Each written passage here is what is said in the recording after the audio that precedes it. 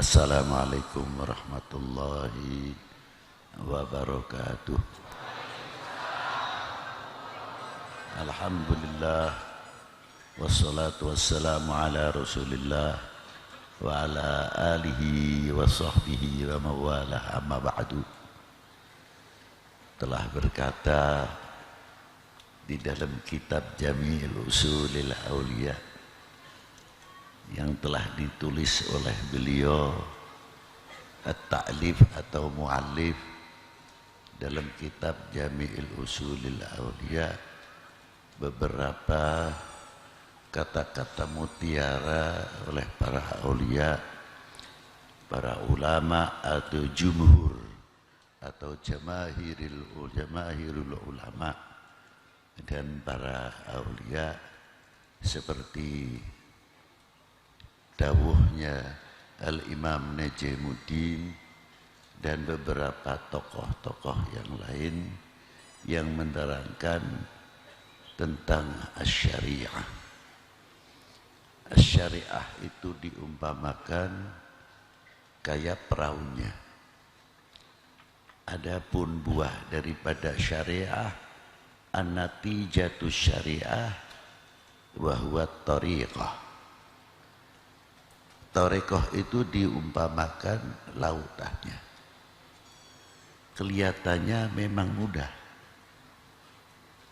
gampang. Orang mau menaiki perahu, yang jadi nakodanya siapa? Apakah perahu itu akan berjalan sendiri? Tidak mungkin. Mungkin mesinnya bisa dijalankan atau layar bisa dijalankan.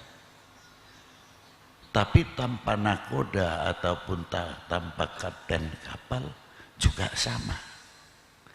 Bisa nyasar, bisa ngantem karang, tidak tahu situasi, ini akan terjadi gelombang yang cukup besar atau tidak.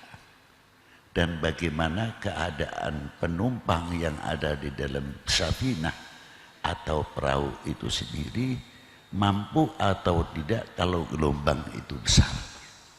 Ada yang pusing, juga bisa yang tidak kuat, muntah-muntah dan sebagainya. Itu pasti insya Allah begitu. Nah, siapa beliau yang nakoda atau kapten kapalnya?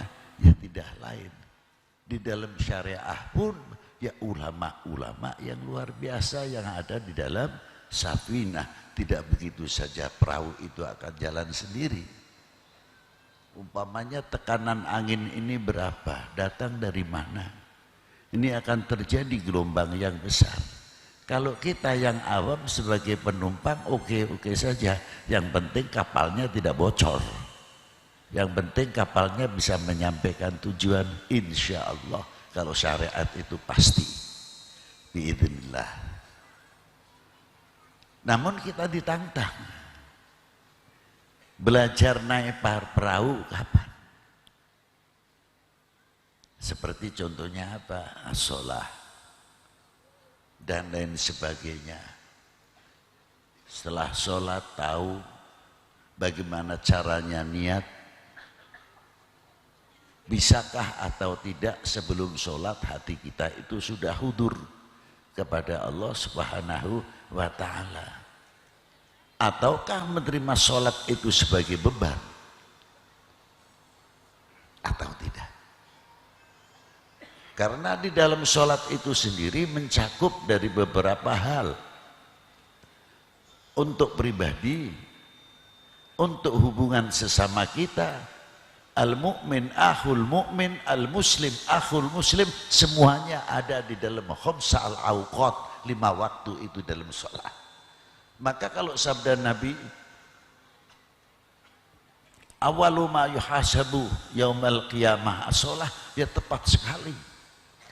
Pertama kali yang dihisab yaumil qiyamah adalah sholatnya. Oh, itu kata sabda Nabi tepat sekali. Karena apa? Di situ segalanya. Yang berhubung untuk pribadi, untuk umat. Coba satu contoh waktu kita mengucapkan Bismillahirrahmanirrahim. Alhamdulillahi Rabbil Alamin. Segala puji milik Allah Subhanahu wa Ta'ala yang menguasai, raja semua alam, untuk manusia khususnya yang berakal. Lanjutkan, Ar-Rahman Ar-Rahim, Malik Yaumiddin, pengenalan diri dengan ikrar dalam suratul Fatihah, Alhamdulillahi Rabbil Ar-Rahman Ar-Rahim. Di dalam kitab Khazinatul Asrar disebutkan, ketika orang membaca suratul Fatihah, Alhamdulillahi Rabbil Alamin, dijawab oleh Allah Ta'ala apa? Haqqi, itu milikku. Ketika kita sampai kepada Ar-Rahman Ar-Rahim, dijawab oleh Allah Ta'ala apa? Haqqi, itu milik saya. Tiada sekutu baginya. Ketika sampai Malik Yaumiddin, Haqqi, itu milikku. Sejauh mana kita mengetahui dalam tafsir suratul Fatihah ketika kita mengucapkan Malik Yaumiddin? Kalau kita mengingat itu mestinya takut. Sebab apa? Untuk menunjukkan kalimah Malik Yaumiddin, kullu syai'in halikun illa wajhah. Bumi, langit, semua hancur semua. Malaikat pun ikut mati, jangan dikira tidak. Semua mati. Lalu Allah Ta'ala berfirman apa, bersabda apa di tengah-tengah itu? Hai, mana orang-orang yang mempertuhankan selain aku? Tidak satu pun yang bangun. Tidak satu pun yang nongol. Di situ kita melihat bahwa al-wahidul ahad, as-samadul ladzi lam yalid wa lam yulad wa lam yakul lahu kufuwan ahad. Al-awwalu bila ibtida wal akhiru bila intiha. Selain Allah Ta'ala mawjudun ba'dal adami wal fana. Kita tahu nanti tauhid di situlah. Lalu kita apa yang kita persiapkan pada waktu kita akan menemui sejanjinya Allah Ta'ala yaumil qiyamah? Apakah kita sudah mempersiapkan diri untuk menghadap? Bekal apa yang harus kita persiapkan? Tidak terlepas hanya kuncinya husnul khotimah yang kita harapkan. Satu. Kedua, ampunannya. Yang ketiga, tidak terlepas sebagai tawasul kita mengharapkan syafaah bagi Nabi sallallahu alaihi wa alihi wasallam. Lalu terusnya, iyyaka na'budu wa iyyaka nasta'in. Kepadamulah aku menyembah dan kepadamulah kami meminta pertolongan. Kalimahnya pakai jamak, bukan pakai kalimah mufrad. Asalnya nahnu. Kalau nahnu na'budu. Tapi kalau sendirian kalimah mufrad a'budu. Dibimbing oleh Allah Ta'ala menggunakan kalimah nahnu. Malik Yaumiddin, iyyaka na'budu wa iyyaka nasta'in. Setiap lubuk mukmin harus mempunyai i'tiqad, kepadamulah kami, siapapun kami, bukan pribadi saya saja. Dan kita ini pernah mengajarkan kepada nahnu lil ahlil bait lil aulad wal abna wal banat. Kita mengajarkan kepada anak-anak generasi kita bertauhid kepada Allah Subhanahu wa Ta'ala. Sejauh mana kita mengajarkan tauhid kepada anak-anak kita? Jauh daripada dunia kesyirikan-kesyirikan. Sudah sampai mana kita mengajarkan? Dan ketika kita menyebutkan wa iyyaka nasta'in,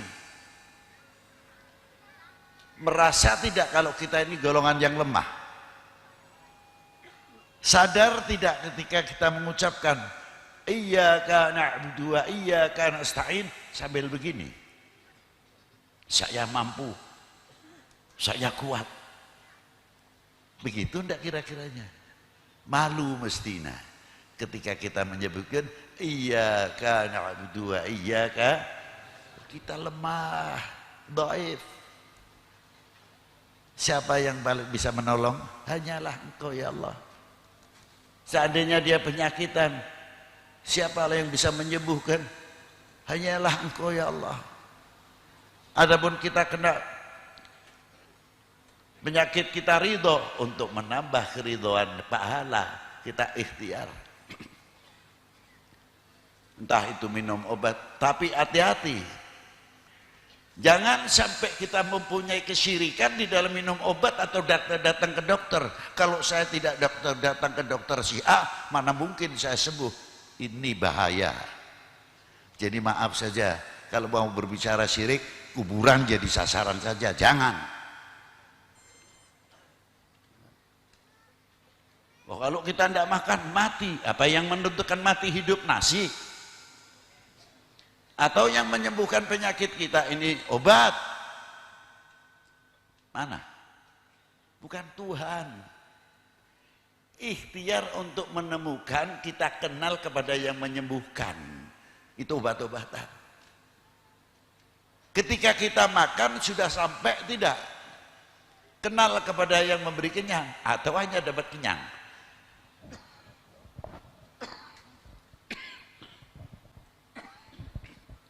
Itu satu contoh. Coba kalau kita makan, belajar kenal kepada yang memberikan kenyang. Siapa? Allah wahdahu la syarikalah. Bimbingan, tarbiyah dalam suratul Fatihah untuk kita semuanya. Sudah tahu masalah hal ini? Maka ketika kita menyebut iyyaka na'budu wa iyyaka nasta'in, Allah Ta'ala berfirman apa? Itu milikmu, itu hakmu.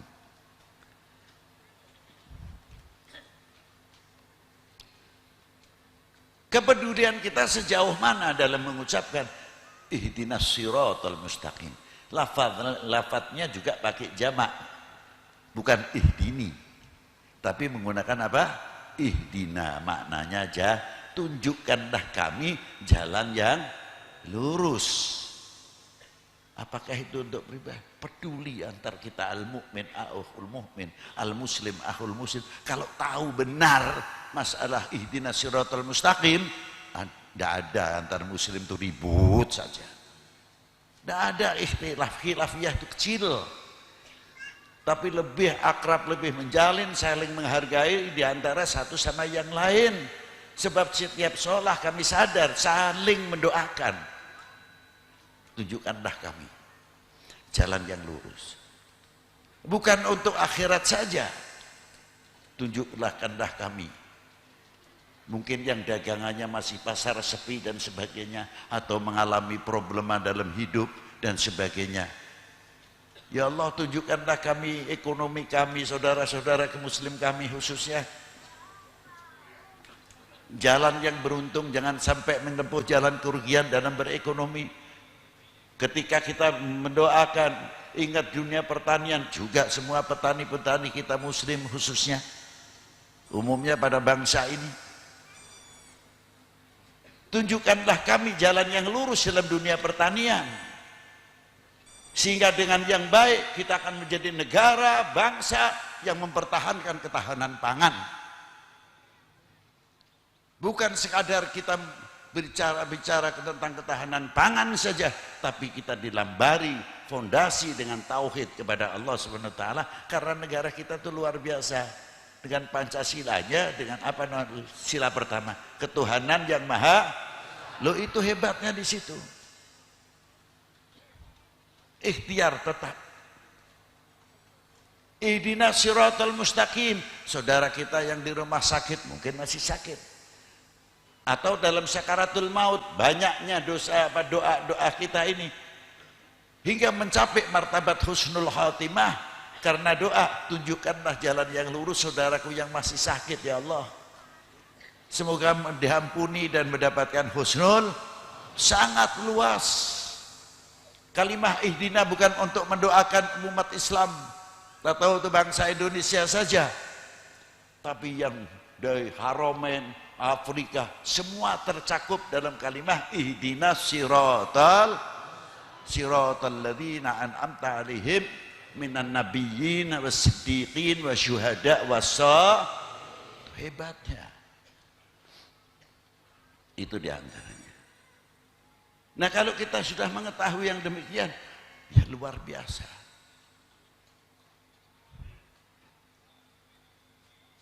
Itu pun di dalam membaca suratul Fatihah tidak bisa kita akan menafsirkan dengan otak hasil kepala sendiri.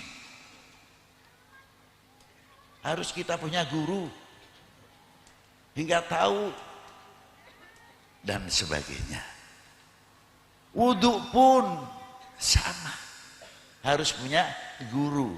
Itulah diantaranya kalau kita as-safinatu kal syariatu kasafinah, bahwa syariah itu seperti perahu. Jadi ilmunya kita naik perahu sudah tahu, apalagi kalau kita kembali at-tariqatu kal bahr. Tariqah itu bagaikan lautan. Mengapa bagaikan lautan? Yang mengantar kita kenal kepada Allah dengan melalui jalur tariqah. Baru kita tahu begitu luasnya kekuasaan Allah Subhanahu. Itu diantaranya. Nanti kita akan ketemu buahnya daripada tarekah adalah mutiara yang luar biasa, adalah hakikat. Apa maksudnya hakikat? Kita menemukan mutiara al-akhlaq wal adab kepada Allah Subhanahu wa ta'ala. Kalau kita memahami dalam suratul Fatihah dan kita memahami apa yang ada kandungan dalam suratul Fatihah, sangat luar biasa. Apalagi di dalam mesti kita berhubungan dengan baginda Nabi sallallahu alaihi wasallam. Setiap sholat, entah itu wajib, entah itu sunnah, berapa kali kita mengucapkan Assalamualaikum ayuhan nabiyyu wa rahmatullahi. Itu di makam baginda Nabi itu dengan hadis yang cukup kuat. Dalam kitab Sa'adatul Darain ada satu malaikah yang selalu menerima selawatnya umatnya baginda Nabi SAW, dan selalu malaikat itu menyampaikan kepada Rasulullah apa? Sholata fulan bin fulan ya Rasulullah, bapaknya di bawah. Itu hebatnya. Berapa kali setiap hari kita berhubungan dengan Rasulullah, Assalamualaikum ayuhan nabiyyu wa rahmatullahi wa barakatuh. Kita semakin kenal kepada Allah, semakin dekat kepada Allah, semakin kenal kepada baginda Nabi SAW yang menuntun kita kenal kepada Allah Subhanahu wa ta'ala, kenal benar, malu rasanya. Insya Allah dunia ini aman. Mau ramenya politik, mau ramenya apa, terserah. Nanti 2024 umpamanya, tapi karena kita takutnya kepada Allah, malu kepada Allah, malu sama Rasulullah SAW, kita tidak mudah menjadi bangsa atau menjadi umat yang terpengaruh oleh hoax dan sebagainya. Tidak mudah kita dipecah belah. Indonesia adalah tetap Indonesia, tidak ada Indonesia dua. Merah putih hanya satu, tidak ada merah putih.